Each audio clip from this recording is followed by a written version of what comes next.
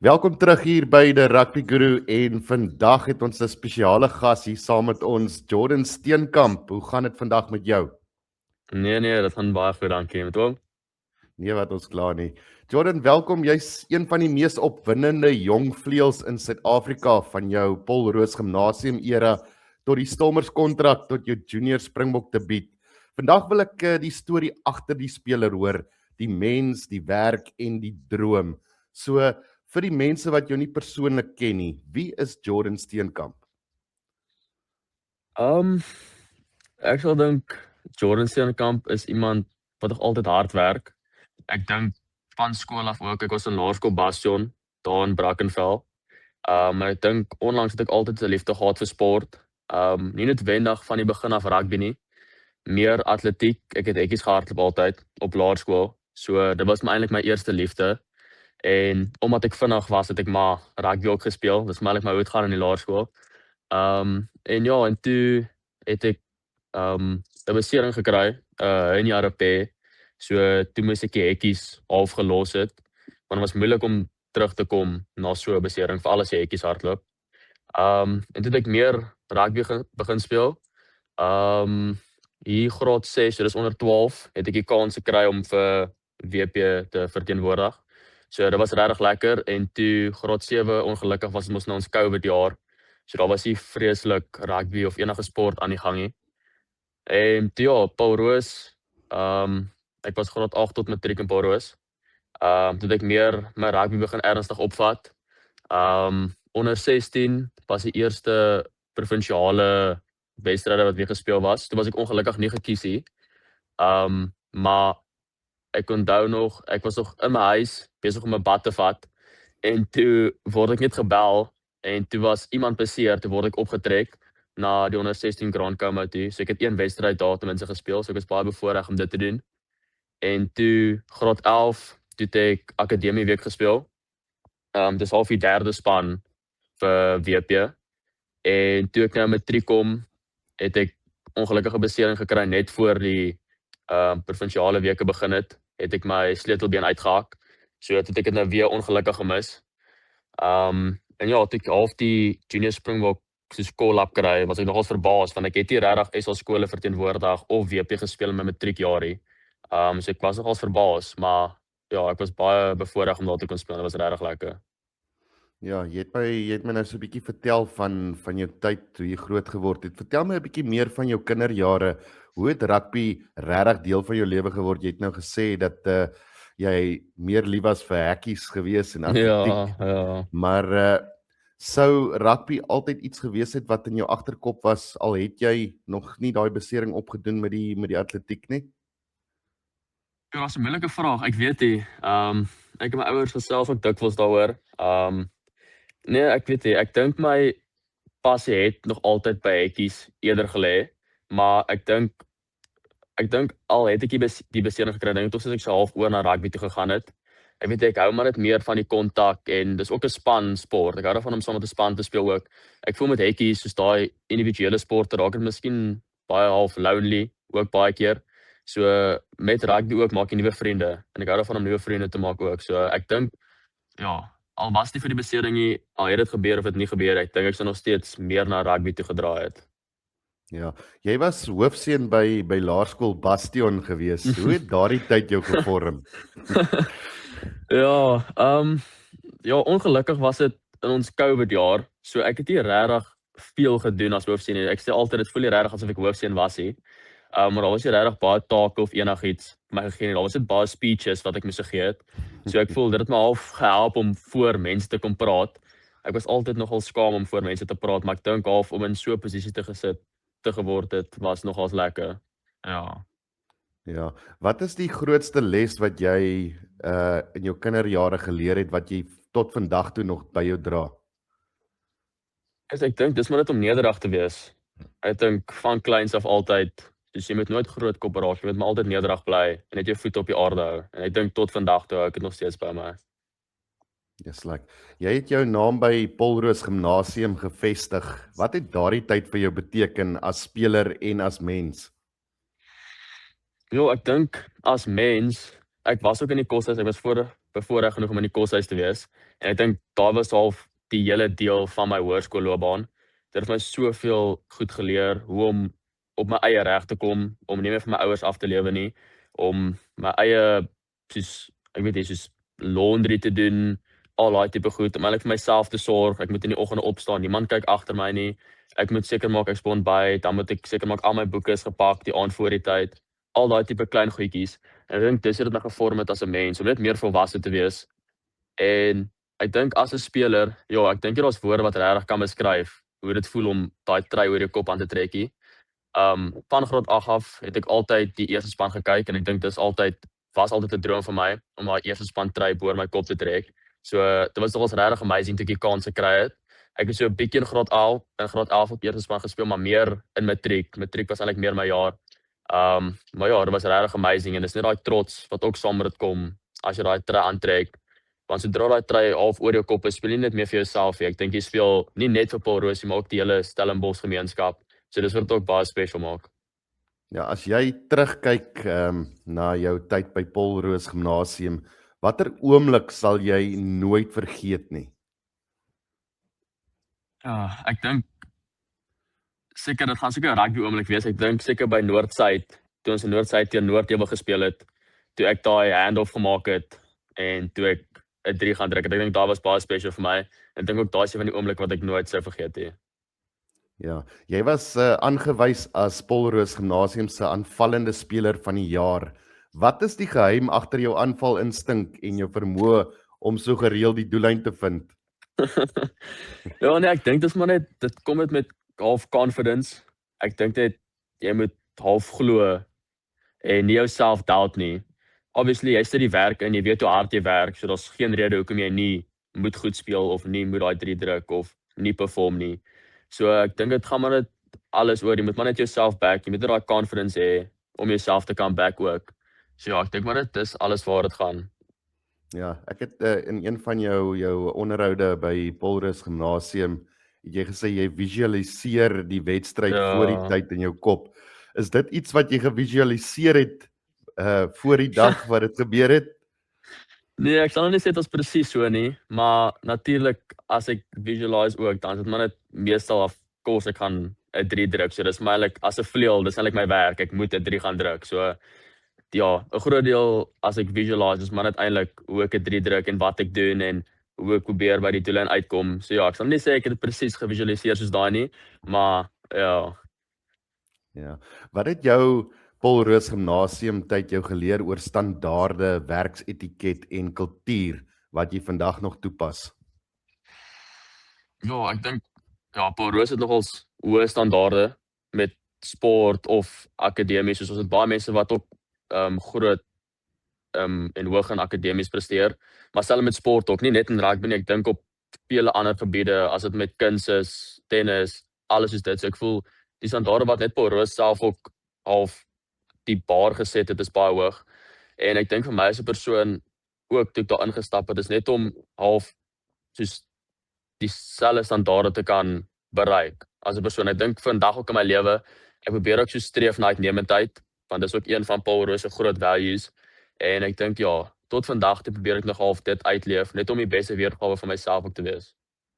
Ja, verlede jaar teen Georgia het jy 'n ernstige besering opgedoen, 'n groot terugslag vir enige jong speler.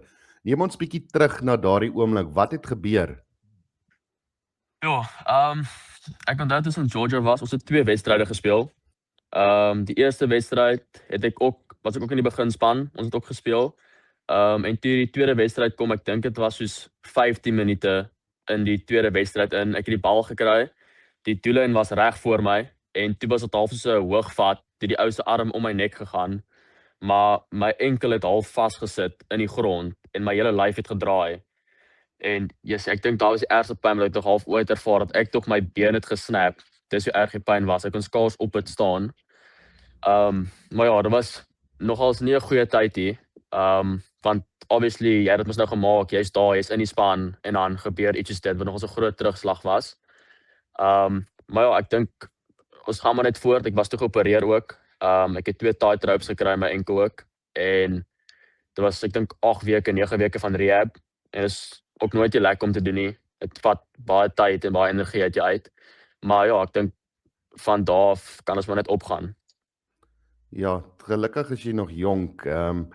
Hoe het jy die fisiese en emosionele deel van die herstelproses hanteer?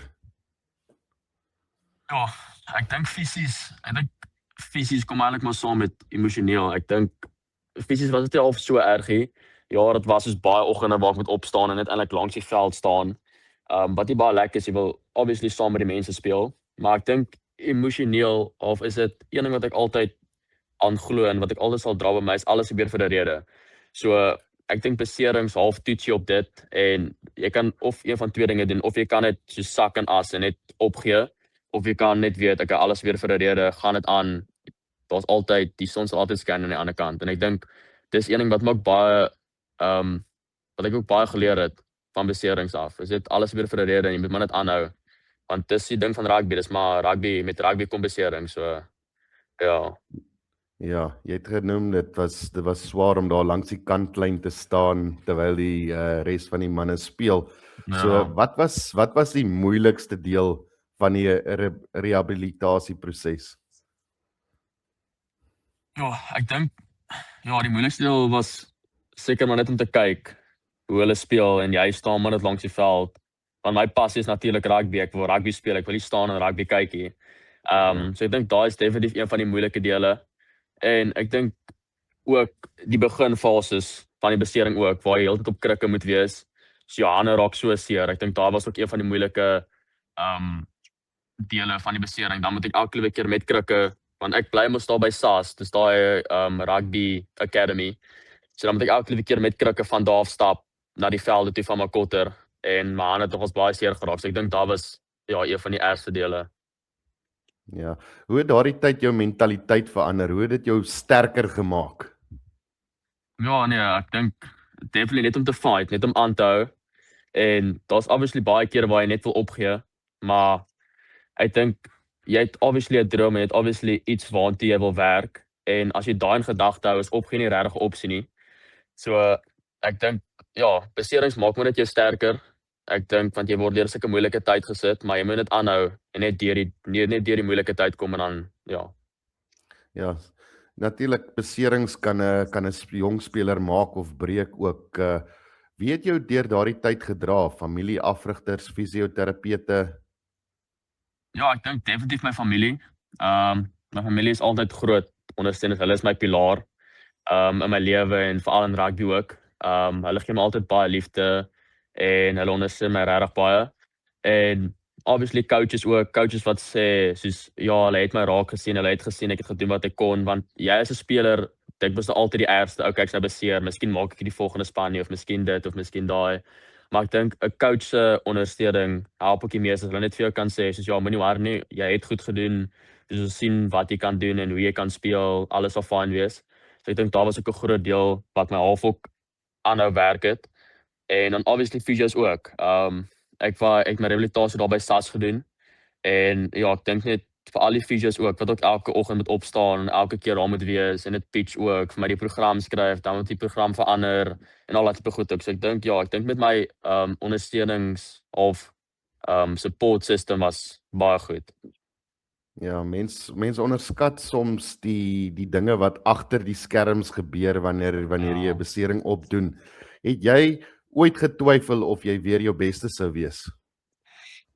Ja, ek dink met enige besering, veral nou iets met 'n enkel ook, soos ek hardloop en een van die dinge wat my ook goed gemaak het was my spoed. So natuurlik hier agter in jou kop is daar net 'n stemmetjie wat sê soos hoor jy gaan dit weer seer maak of jy is self heeltemal confident nie. Maar ek dink ek het al so baie beserings gehad, ek het nou al geleer, ek dink alles is maar net in die kop. So veral met hierdie besering ook, ek het niks veel daarvan gedink nie. So ja, nou het ek maar net weer begin speel en ek voel ek sal steeds waar ek was. Indien nie beter, want ek het so baie werk en goed ingesit nadat ek beseer was, ook so baie fiksheid. So ek voel half eintlik ek's beter as wat ek was voor die besering. Ja, dis great man. Jy het natuurlik ook 'n Junior Stormers kontrak geteken. Neem ons terug na die dag toe jy jou Stormers kontrak geteken het. Wat het deur jou kop gegaan? Nee, ek was baie excited, want ek dink nog altyd wou ek hier gebly het. Ek hou van my familie, ek wil altyd by my familie bly. Ek dink daar was regtig een van die groot dinge. Ek wou nie regtig weggegaan het van my familie af nie. So toe ek 'n WP kontrak gekry het, was ek regtig bly. En ja nee, van toe af, ja, ek was soos through the roof. Ja, ek kon nie regtig of grasp wat gebeur het nie. Maar ja, ek was regtig excited en regtig dankbaar vir die geleentheid ook. Ja, skole rugby is natuurlik 'n baie fisiese kompetisie wat baie mense onderskat, maar daar is 'n groot aanpassing van skole rugby na 'n voltydse professionele omgewing, veral die tempo en fisiese vereistes. So, wat was jou grootste aanpassing gewees? Ja, ek dink definitief die tempo van waar die mense speel. Ek dink skole rugby was altyd vinnig, maar vanaf ek by die junior bokke begin het ook, soos dis regtig insane hoe vinnig hulle speel. En dis half as jy nie bou by die tempo nie, dan gaan jy agterraak. So jy moet maar aanpas. Ek dink half die fisiese aspek ook, want die mense is ouer en ek dink as jy ouer is ook, is jy half harder, jy kan meer harder hardloop, meer kontak vat ook. So ek dink daar was ook al 'n aanpassing net om te weet dit gaan meer fisies ook wees, maar ek dink definitief die tempo, net die manier en hoe vinnig hulle speel, veral by line-outs ook, so daar's nie tyd om te wag nie, dis gee die call, dan gooi ons, dan gou ons maar net weer. Ja, weet jou gehelp om die skuif makliker te maak van skole rugby na professionele rugby? Ja, ek dink definitief die coaches, dink ek. Net as jy het half te prep vir alles, soos in by oefeninge ook, soos in jy word half blootgestel aan standaarde wat hoër is as wat jy speel. So ek dink half net die coaching wat ingaan by die oefeninge ook. En dan ook die spelers wat ook half nou 'n jaar ouer as ek is, wat ook daar speel. Ek dink ook net hulle back jou ook. Ek dink want hulle het dit obviously al klaar ervaar. So hulle half prep jou ook vir wat daar is om te kom. So jy sien half dis onverwags wat gaan gebeur hier. So jy weet half waarvoor jy moet wag en wat jy vir moet prep. Ja, om die nasionale onder 20 groep te haal is natuurlik massief. Hoe hanteer jy die druk om jou land te teenwoordig? Ja. Ja nee, dit is nogals baie druk, maar ek voel half ja, jy speel vir jou land, maar ek voel as jy tussen daai 4 lyne stap, jy speel nog steeds net rugby. So ek my alwoord waar dit gaan. Ek dink jy moet iets dieper dink as wat dit is hier. So ja, obviously is daar druk. Jy wil natuurlik jou land trots maak. Maar op die einde van die dag, jy's ook net 'n mens. Jy probeer maar net jou beste. Ja, jy speel rugby, jy moet net jouself geniet. Dis maar alwaar dit gaan ook op die einde van die dag. Maar ja, ek dink jy moet nie so baie druk op jouself plaas nie. Jy moet maar net jouself gaan geniet. Ja, vertel my 'n bietjie meer van jou junior Springbok debuut. Hoe dit gevoel om daai trui oor jou kop te trek vir die Ja. eerste keer? Ja, dit was regtig amazing. Ja, ek onthou toe ek dit oor my kop trek, ek kon half nie glo ek staan nie. Soos ja, jy oefen en jy is saam met almal, jy is saam met die coaches, al daai tipe goeters, maar toe ek uitdraf ook, soos ek dink totdat die vletjie geblaas het, kon ek half nie glo ek staan nie. Soos vanaf ek daar gestaan het en die landslied gesing het ook, soos ek is soos ek het nie woorde gehad vir ja, hoe om dit te beskryf hier. Dit was regtig amazing. Fantasties. Wat beteken die groen en goud vir jou persoonlik? Ja, ek dink vir my beteken dit half unity en ook trots. Soos wat ek gesê het, jy wil jou land trots maak, maar ek dink ook die groen en die goud, dit maak nie regtig saak van waar jy afkom. Ek dink is half maar net unity. Jy speel vir die persoon langs aan jou, soos jy wil die persoon langs aan jou laat beter speel, al daai tipe dinge. Ja, so ek dink maar net die groen en goud half dat ons almal net by mekaar kom ook en dit half connect ons aan ons land en dis 'n baie groot voordeel om vir die land te speel. So ja. Ja, jy is bekend vir jou plofbare spoed, fisiese krag en die vermoë om niks uit 'n geleentheid te skep nie. Verstaan jy? Wat beskou jy as jou grootste sterkpunt? Jy het, soos jy genoem het, jy het atletiek gedoen. Het hekkies jou gehelp met jou spoed? Of wat is jou grootste sterkpunt? Ja, ek dink definitief my spoed, maar ek dink is ook my spoed en half my krag ook wat my help. Maar ja, ek dink hekkies het my definitief gehelp, want op laerskool sou ek 6 dae 'n week oefen van maandag tot saterdag, sou ek by die atletiekbaan gewees het. So ja, ek dink half hekkies het my spoed geshape van die begin af. Maar ja, ek dink my grootste sterkpunt is definitief my krag, maar dan ook my spoed. Ja. Waaraan werk jy tans die hardste om te verbeter? Nou onlangs, ons het 'n afweek gehad hierdie week. So ek was in die gym elke dag en ek het gewoonlik doen ek maar eintlik maar net bo-lyf. Maar ek dink hierdie week het ek baie meer gefokus om my spoed terug te kry en om my spoed te verbeter. Net om in daai eerste 20 meter meer explosive te wees, half hill sprints gedoen, sleds, al daai tipe goeders. Maar ek dink ook my high ball catching, net uit die lug uit ook, is ook een van die goed waarna ek die meeste werk. Net om confident te wees onder die hoë bal. Maar ja, ek dink hierdie week was meer maar net hoë bal en dan ook net in die gym werk, spoed en al daai tipe goed. Ja, sê my ons het so 'n bietjie vroeër net daaraan geraak. Hoe lyk jou wedstryd voorbereiding die aand voor en die oggend van 'n groot wedstryd? Ja, die aand voor die tyd, ek slaap gewoonlik vroeg. Ek hou daarvan om vroeg te slaap. So ek gaan slaap al 8:00, 9:00 se kant. Ek sal altyd my magnesiumpille drink, sodat ek net beter kan slaap en ook recover die aand voor die tyd. En dan in die aande waar ek ook gewoonlik half visualize, net myself rustig maak, net myself prep ook van okay, jy gaan druk ervaar of hierdie gaan gebeur in die wedstryd. Jy moet dit oor dit kom. As jy 'n fout maak, kom dit oor dit, beweeg dit aan. En ek dink die oggend voor die tyd is dit maar net soos ek hou daarvan om 'n slow morning te hê. Staan lekker laat op, wees maar net rustig, luister 'n bietjie na musiek. Dan ontbyt. Ja, ek dink wees maar net rustig die hele dag, probeer van my voete af bly, maar ook dan nog net 'n bietjie visualize, veral as ek op die bus is op pad na die wedstryd toe. Visualize maar net hoe die wedstryd gaan en wat ek dink gaan gebeur. Maar ja. Ja, jy sê jy hou van 'n bietjie laat lê. Sê vir ons 'n bietjie hoe laat is laat vir 'n rugby speler? Ja, seker so 8:00, 7:00, 8:00. Maar ja, gewoonlik as ons nou nie afdaai het nie, dan is ons nogals vroeg op, so 6:00 se kant al op elke dag. Maar ja, laat lê sal ek sê ek slaap omtrent so tot 7:00, 8:00 se kant. Ja. As jy een reël in moderne rugby kon verander, wat sou dit gewees het en hoekom? Ja, een reël. Ek dink hierdie nuwe reël van moenie bo die sternum tackle nie. Ek voel dis nogals moeilik veral vir mense wat korter is. Dit is moeilik om so laag te sak. En vir al die lang mense ook, is moeilik om te sak so laag. En veral as jy 'n korter persoon wil tackle, is dit moeilik om regtig so laag te sak. So ek dink ek sou daai reël al verander het. Ja, dit is nogal 'n reël wat nie regtig konstant en reg Ja. toegepas word oor die wêreld op hierdie stadium en so ek verstaan dit en ek stem 100% saam. Ja. Sê my, ek gaan gou 'n bietjie terug daarna Beyond the Rose. Jy het 'n quote daar gegee, greatness isn't built in the spotlight, it is built in silence.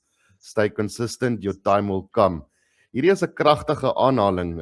Waar het jy hierdie filosofie begin en hoe leef jy dit elke dag uit? Ja, ek weet eers waar ek dit gekry het nie, maar ek dink dit was 'n tydjie terug. Ek kan nie regtig onthou waar ek dit gekry het nie. Maar ja, ek dink daai is een ding wat regtig by my stiek nog altyd. Ek voel dit maak nie regtig saak wat jy doen daar buite nie, want niemand weet regtig wat agter die skerms aangaan nie. So soos wat ek sê, ja, greatness isn't built in the spotlight, it's built in the silence. So die tye waar niemand kyk nie, hoe baie werk sit jy in, doen jy die regte ding agter die skerms, eet jy reg, doen jy al die regte goeders.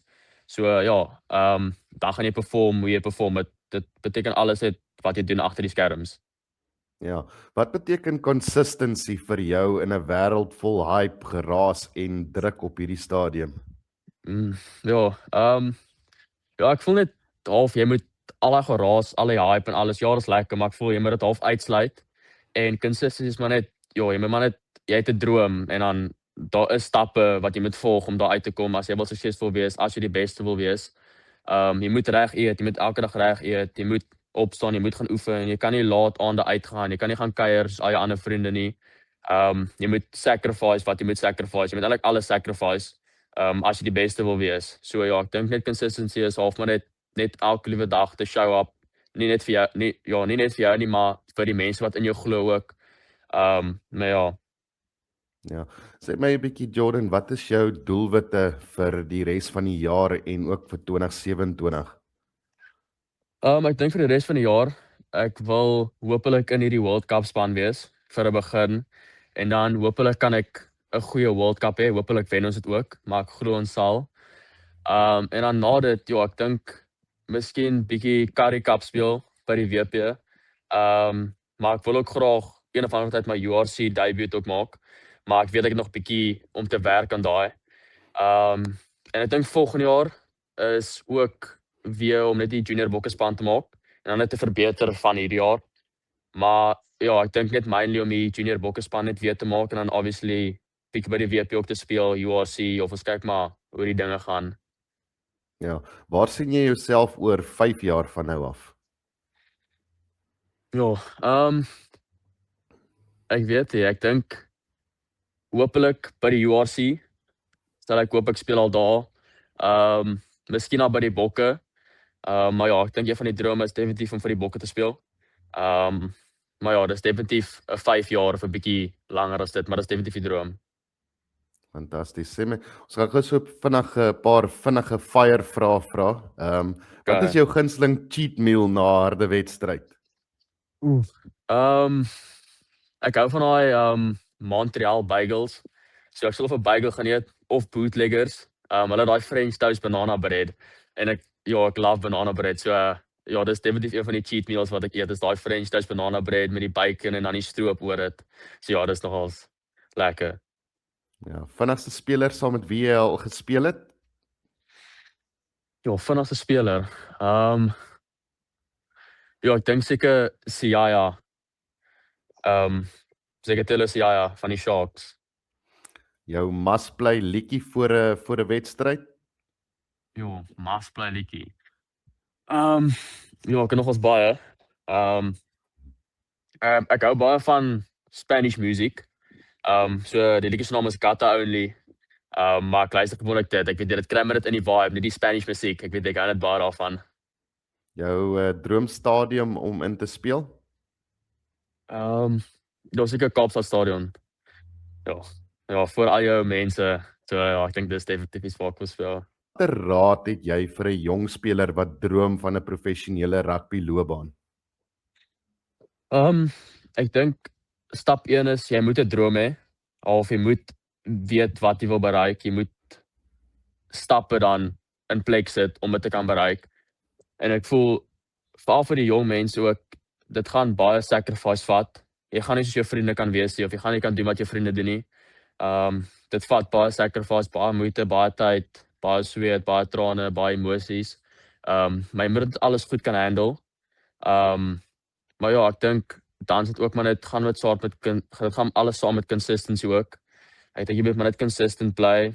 Soos baie keer gaan jy voel okay, jy is al op 'n punt waar jy nie kan beter raak nie. Ek dink half dis dit wanneer jy moet harder werk, dis wanneer jy moet druk om net beter en beter en beter te raak. En ja, jy moet altyd net streef om die beste weergawe van jouself te wees en dit altyd nederig te bly. Ja, en laastens, ek weet jy is nou nog jonk Jordan, maar wat wil jy hê moet mense van jou onthou, nie net as 'n speler nie, maar as 'n mens? Ek dink as 'n speler, ek dink iemand wat altyd sy alles gee op die veld. Soos mense terugdink met hulle weet, ja, hy het altyd, maak nie saak wat se wedstryd, maak nie saak teen wie nie. Hy het altyd sy alles gegee en ek dink as 'n mens, net iemand wat nederig is, iemand wat saggeaard is en ook respekvol is. Fantasties. Jordan, baie dankie dat jy saam met ons gesels het hier op die kanaal The Rugby Guru. Ek waardeer dit verskriklik baie en ek wens jou 'n blink toekoms toe en ek hoop jy kry daai oproep vir die Springbokke call-up vir die junior bokke nou vir die Wêreldbeker. Baie dankie vir jou tyd en ja, ons waardeer dit baie. Baie dankie Johan, dit was lekker om hier te wees. Dankie dat jy my gehad het, dit was 'n groot voorreg.